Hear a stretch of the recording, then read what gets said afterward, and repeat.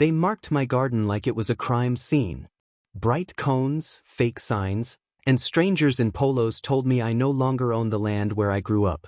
But within 48 hours, I flipped the script, bankrupting their entire HOA board. This is how their empire of lies collapsed. Tuesday morning began like any other. The sun spilled across my porch as I stepped out to grab the mail, the kind of golden light that makes even an ordinary driveway feel like home. I thought about whether my tomatoes needed watering before work, the same tomato plants my father had shown me how to plant when I was 12. For a moment, everything felt steady, familiar, and safe. The kind of morning you don't notice until it's gone. That peace lasted exactly 15 seconds. A sharp clang echoed across my lawn, followed by the rhythmic pounding of a hammer. Two men in identical polo shirts stood on my grass, driving a bright yellow sign into the soil where I'd once helped Dad fix the mailbox. The words, "buffer zone," glared back at me in bold black letters. That was the moment I realized my life was about to change. I walked toward them, confusion twisting into anger. "Excuse me, that's my property," I said, trying to keep my voice calm. The stocky one, his name tag reading Jim, didn't even look up. "This is HOA buffer zone territory now. Updated boundaries. President Whitman's orders." President who? I'd never signed up for any homeowners association.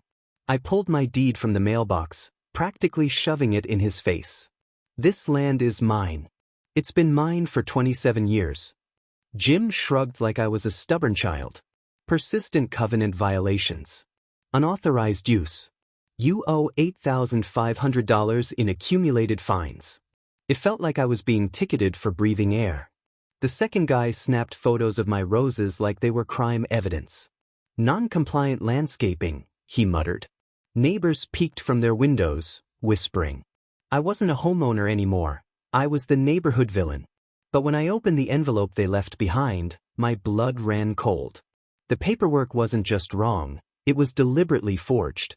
That night, my kitchen table became mission control. Property maps, county filings, old deeds, spread everywhere. I circled discrepancies until the pages looked like crime scenes marked in red ink. Here's what I found. The Meadowbrookage was formed in 2004, 6 years after my house was built. Their original boundaries ended 3 blocks away. My property had never been part of them. But every few years, they filed shady amendments. 2006, 2009, 2012, 2017. Each one extended their reach further. Missing signatures. Copy-pasted coordinates. Delays in processing. The pattern screamed forgery. They weren't managing a neighborhood. They were annexing territory like it was a land grab game. And the more I dug, the uglier it got. Families who'd lived here for decades were suddenly hit with violation notices. Some sold their homes just to escape. It wasn't incompetence. It was organized theft. And I wasn't their first target. I drove to the Martinez family's old house, 3 blocks away. Maria opened the door with tired eyes. When I explained what was happening to me, she sighed. "We fought them for 2 years. Lawsuits, violation notices every month. Strangers photographing our house at night. We gave up." They'd sold at a loss, moving 20 miles away just to find peace. Another neighbor, Sarah Johnson, told me her family had paid over $1,600 to a company called Golden Shield Property Protection. They thought it was insurance against HOA lawsuits. Turns out, Golden Shield was nothing more than a P.O. box. Sarah's daughter's college fund had vanished into a mailbox scam. One by one, the stories stacked up. Families bullied, money drained, dreams stolen. And the same name appeared everywhere, Paige Whitman, HOA president. But Karen, yes, our queen of control, wasn't finished. She was only getting started. The next morning, my inbox exploded. Every neighbor received an email titled, "Dangerous Neighbor Threatens Community Safety." Attached were photos of my garden hose, my shed, my lawnmower placement, labeled as violations. By noon, flyers appeared on every doorstep. "Protect your property values. Stop the Harris threat." My neighbors, people I'd shared cookouts with, now crossed the street to avoid me. Children who'd played in my backyard weren't allowed near my fence. Then came the patrols. Groups of 3, walking past my property with clipboards and cameras, documenting my every move. I wasn't living in a neighborhood anymore. I was trapped in an authoritarian surveillance state. And Paige, our Karen, stood behind it all, orchestrating my isolation like a puppet master. But as fear closed in, a knock on my door changed everything. It was Mark Bennett, a neighbor I barely knew. He glanced around before whispering, "I'm an attorney. I've been reviewing her filings. None of it's legal." Mark explained the strategy. Most people buckle under HOA lawsuits because fighting costs more than settling. Paige counted on intimidation, not law. But he had a weapon, quiet title action.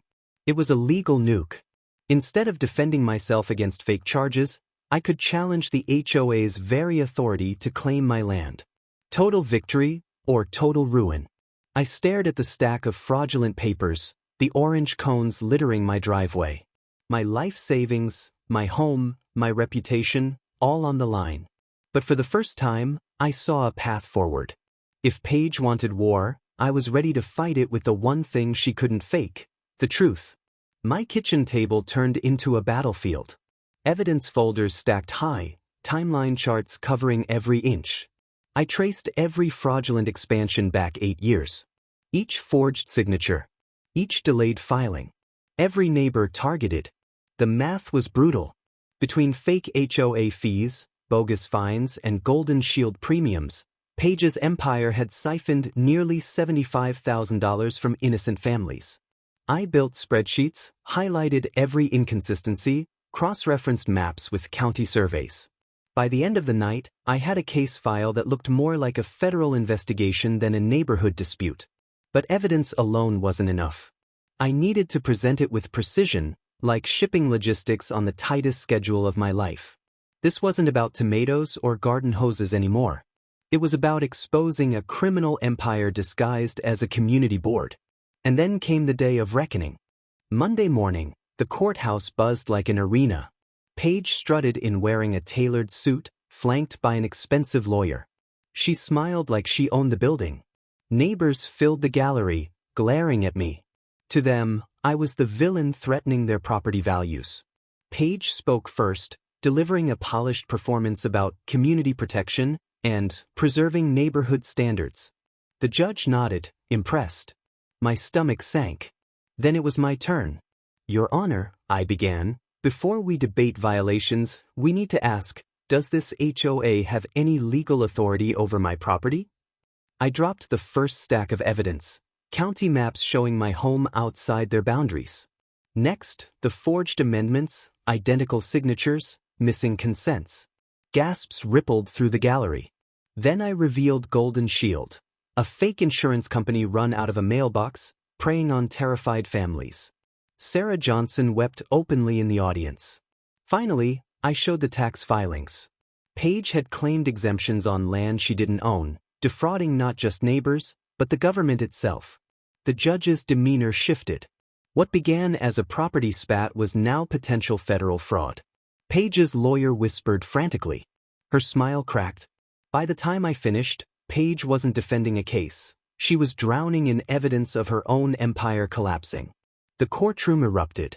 Neighbors whispered, then shouted. "She stole from us. Those insurance letters, she sent them." The judge called recess, but it was too late.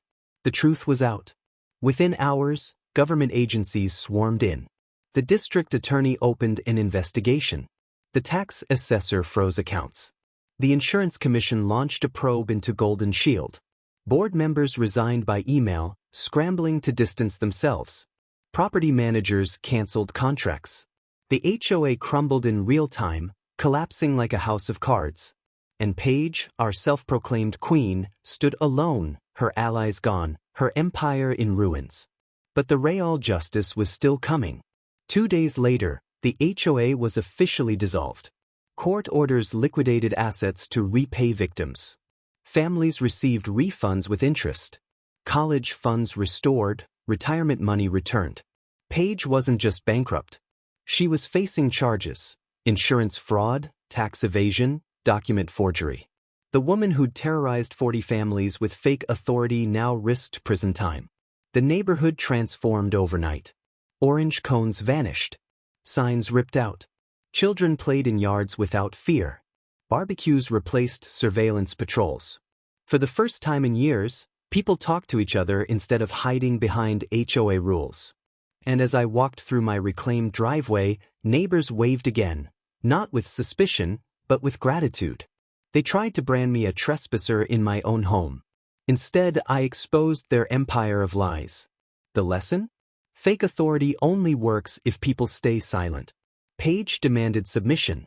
I gave her exposure. And when the truth came out, her kingdom collapsed in just 48 hours. So let me ask you, if this happened to you, would you fight back or walk away? Drop a comment below. Until then, keep your ground firm, your papers ready, and your spirit unshakable.